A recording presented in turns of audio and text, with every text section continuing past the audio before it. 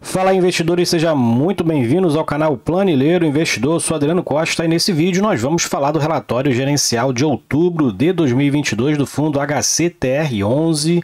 Vamos ver aí qual foi a performance desse fundo de CRI, né? Esse fundo de papel que tem CRI, tem fundo de investimento imobiliário também no seu portfólio.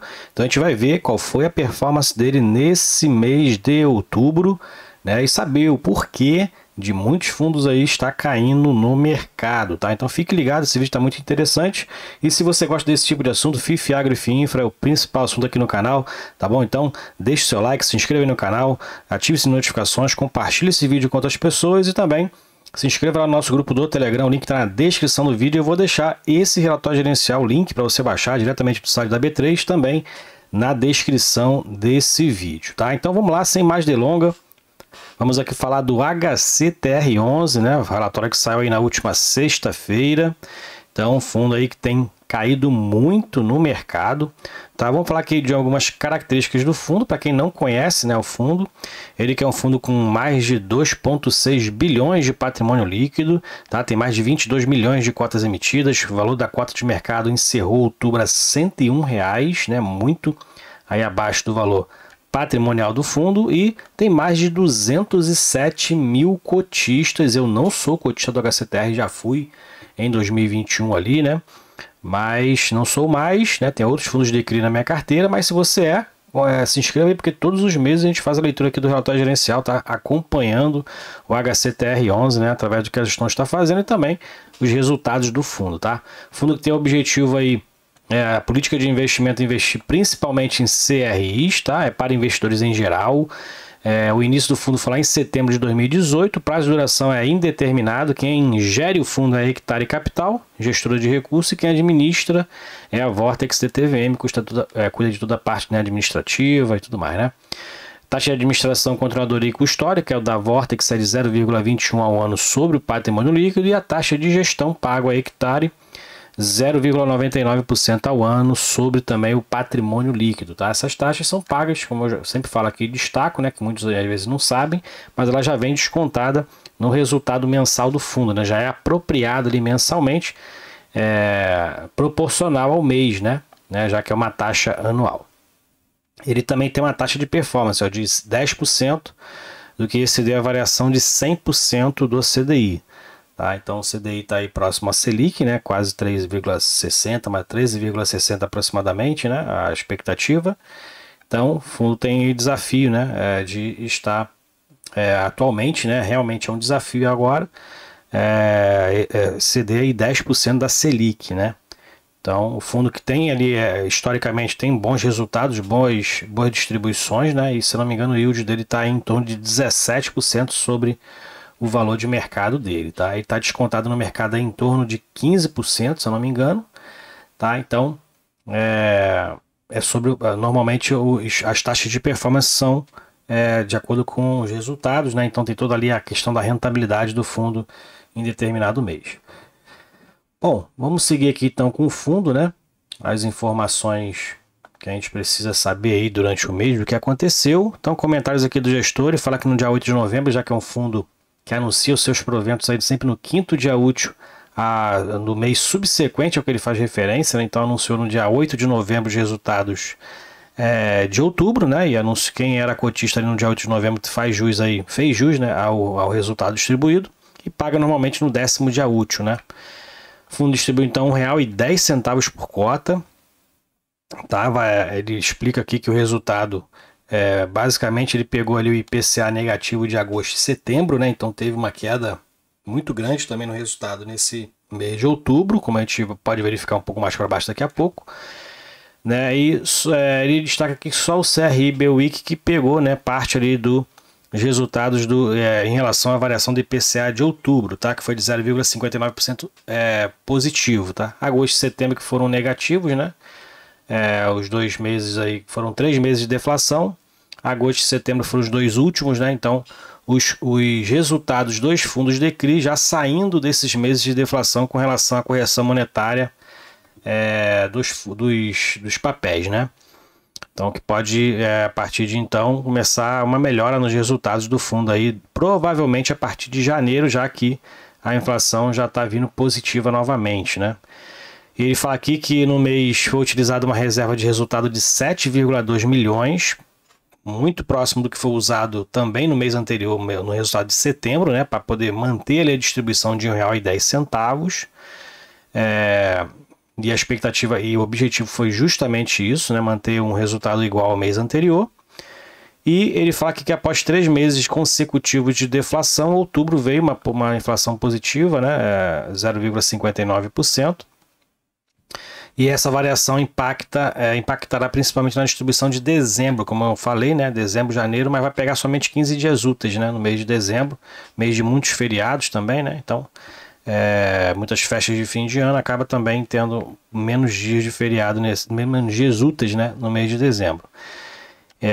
E também ele fala aqui sobre esses dias, né, 15 dias dos últimos do mês do ano de correção monetária e influência pela variação de outubro, que foi de 0,59%. Então vai vir a inflação aí de novembro, né, que provavelmente aí também vai ser positiva, né, vai ser a variação acima de zero, né, e os demais 8 dias úteis terão influência na variação de novembro, que a gente não vai saber, né, a expectativa é que seja positiva.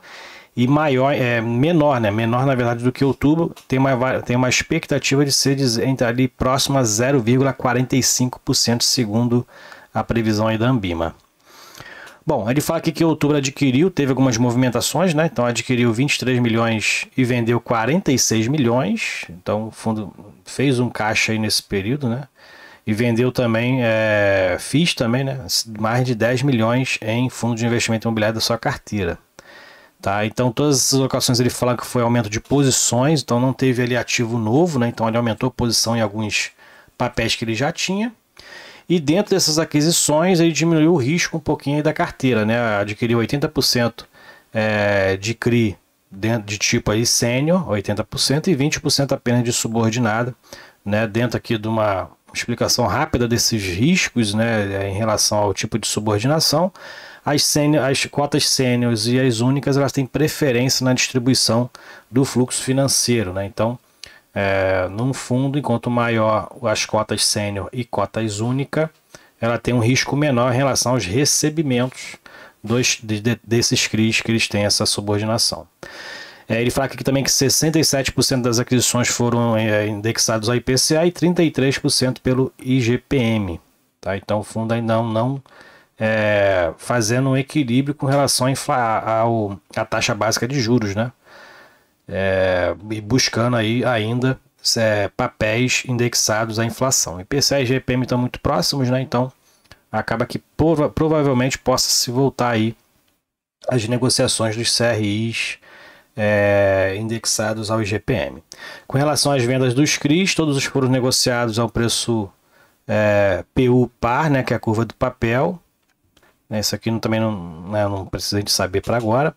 E, além disso, ele fala aqui que os dividendos pagos, né, que estão na DRE, foram esses daqui, como sempre, né, os 3 que pagam dividendos aí da carteira de FIIs do fundo, né, o HCHG, o HBHY e o HREC, pagaram aí para o fundo em torno de 1,8 milhões de reais.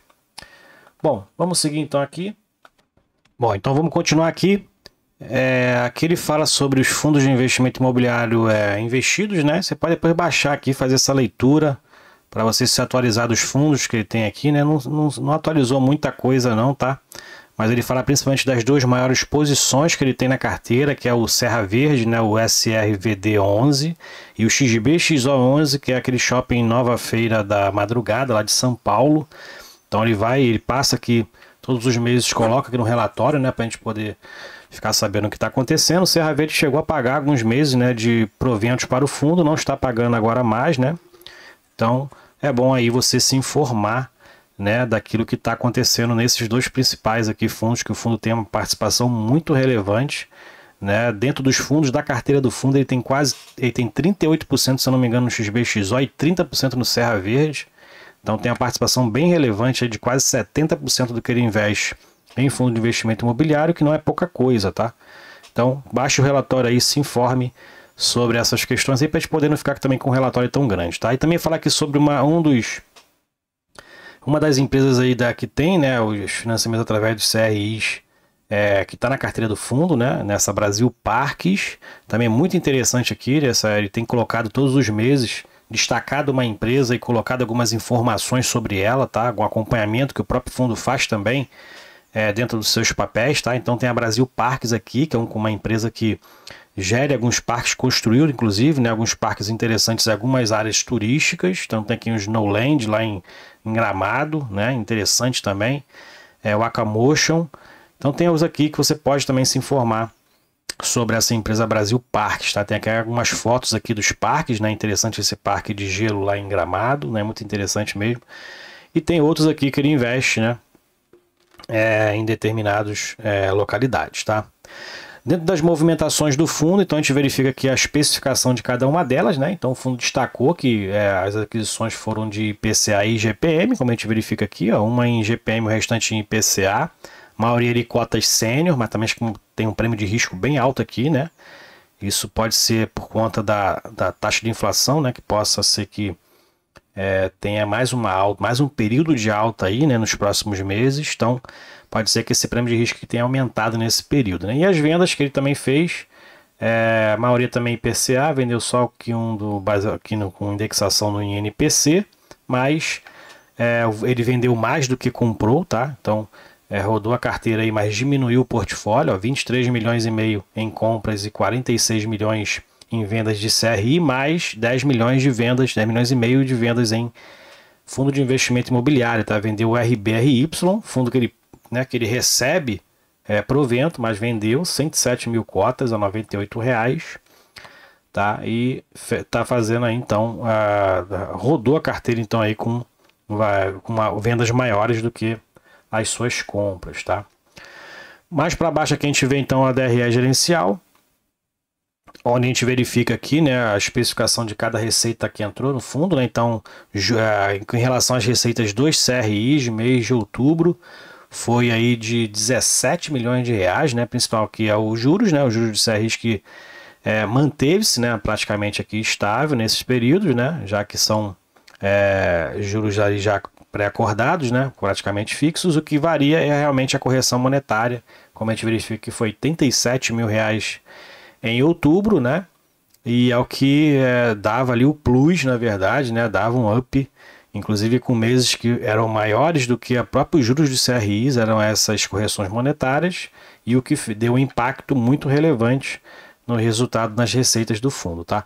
As receitas com FIIs não teve muitas alterações, claro, reduziu de acordo com o que tem acontecido no mercado, né? Já que o fundo tem os três papéis, né? Os 3 fundos de investimento imobiliário que ele recebe proventos são fundos de CRI, né? Então teve uma pequena redução, mas o principal que foram as negociações que foram negativas, né? Teve prejuízo nas negociações de fundos nesse mês de outubro. E onde fica aplicado o caixa, rendeu aí 370 mil reais. O total de despesas foi de 1,7 milhões, né? Então manteve-se ali praticamente a mesma linha, né, de distribuição. O que não está se pagando é a taxa de performance, né? Já que o fundo reduziu bastante preço aí no mercado, reduziu inclusive o pagamento dos proventos, né? Normalmente verifica aqui, então acaba aqui a performance, não está se pagando performance desde julho, tá? Que são despesas bem relevantes, como a gente verifica aqui nesses meses de junho e maio, né, que impactam muito ali realmente o resultado, mas como tudo reduziu receitas, né, então e aí essa despesa acabou reduzindo, mas o impacto não foi o suficiente aqui dentro do resultado, já que as correções monetárias têm aí um impacto muito grande nas receitas do fundo, como a gente verifica aí dentro do histórico, né, dos resultados do fundo aí desses últimos 2 ou 3 anos, tá? E o fundo manteve a distribuição de 24,2 milhões de reais, mantendo ali R$ 1,10 de distribuição, apesar dos resultados terem sido muito mais baixos, né? Mas ele está utilizando, né, o que ele fez aí de reserva nos últimos períodos, tá? E manteve então aí a distribuição de R$ 1,10 por cota. Aqui é o resultado por cota, né? O que a gente verifica aqui dentro das especificações, né? Então a gente verifica que o fundo já teve ali o resultado de maio, por exemplo, né? Que teve um resultado bem alto de correção monetária, foi de R$ 2,03, né? A gente verifica que a correção monetária teve um impacto muito grande e agora praticamente resultado de zero na correção monetária, né? Por conta então aí dessas deflações que o fundo acabou pegando, né, nesse período de outubro e setembro, né? Setembro, agosto, né? E não chegou a pegar a inflação positiva de outubro.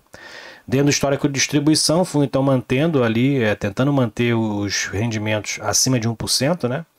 E com base no valor de mercado teve esse impacto um pouco maior, né? Já que o fundo está cotado aí, né, abaixo dos R$ 100, né? Então vou mostrar para vocês aqui, dentro do resultado aqui, dentro do Status Invest, né? O fundo chegou a tá cotado aí agora, encerrou sexta-feira R$ 98,70, teve uma queda muito grande, né? A partir ali do início de novembro, né? E muitos têm me perguntado, pô, Adriano, por que o fundo tem caído aí, os fundos em geral, né? Os fundos de CRI, apesar da inflação positiva, tem caído.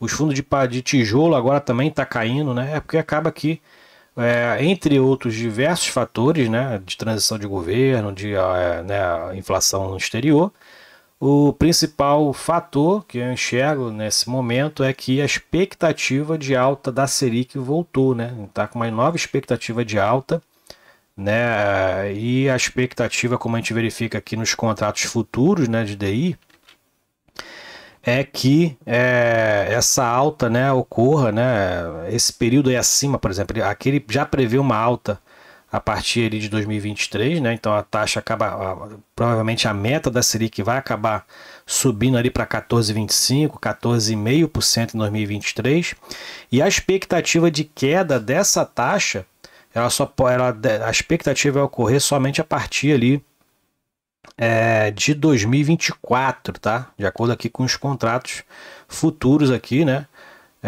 Sendo negociados, né? A gente verifica que contratos em julho de 2024 sendo negociado a taxa de 14%, que aumenta aí a expectativa de que a curva de juros siga numa pequena alta aí para os próximos 12 meses, tá? E a expectativa de queda dessa taxa, a previsão é somente em outubro de 2024, né? A primeira queda da taxa de juros. Então, essa expectativa o mercado recebeu de forma negativa, né? E acaba que, como a gente sabe, a Selic estando alta, a expectativa de saída ali, né, dos investidores em fundos imobiliários acaba ficando menos atrativo os fundos imobiliários, e a gente tem essa queda aí, essa debandada daqueles que não investem para o longo prazo, né? Então, principal motivo é a expectativa de alta da taxa de juros, né, para os próximos meses, e a expectativa de queda somente para 2024, tá? Essa é a sinalização do mercado que eu enxergo nesse momento como principal fator das quedas dos fundos imobiliários. Bom, vamos continuar aqui. 74% do portfólio do HCTR11 está aí em CRIs, tá? 56% são cotas sênior, então tem aí um grau de risco um pouco menor, e 90% está alocado no IPCA, que é a expectativa do segmento. Aqui são as alocações principais, aqui, como eu falei, dos FIIs, né? Aqui a faixa das obras, né? Então 72% estão com 100% concluída das obras dos CRIs que tem na carteira, e 37% está 100% vendidas, tá? Mais para baixo a gente vai verificar a carteira do fundo, é uma carteira bem robusta. Então você pode fazer uma análise mais detalhada, né? Tem aqui os CRIs pulverizados, os CRIs corporativos, os fundos imobiliários na carteira, né? Que é onde ele tem a maior posição no XBXO11. E aqui, para encerrar, a gente tem aqui o desempenho, né, no mercado secundário, o fundo que reduziu quase pela metade a liquidez de outubro, tá?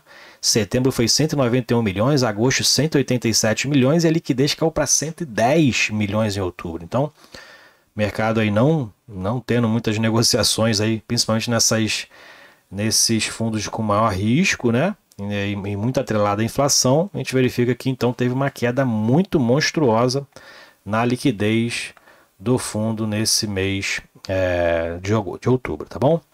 Então é isso aí. Se você gostou do vídeo, deixe o seu like, se inscreva no canal, compartilhe esse vídeo com outras pessoas e compartilhe com a gente se você é cotista do HCTR11, qual o percentual da sua carteira hoje. Compartilhe se você está aproveitando esse preço descontado no mercado ou se sua expectativa é que ele caia ainda mais. Compartilhe com a gente, tá bom? Fique com Deus, até o próximo vídeo. Tchau, tchau.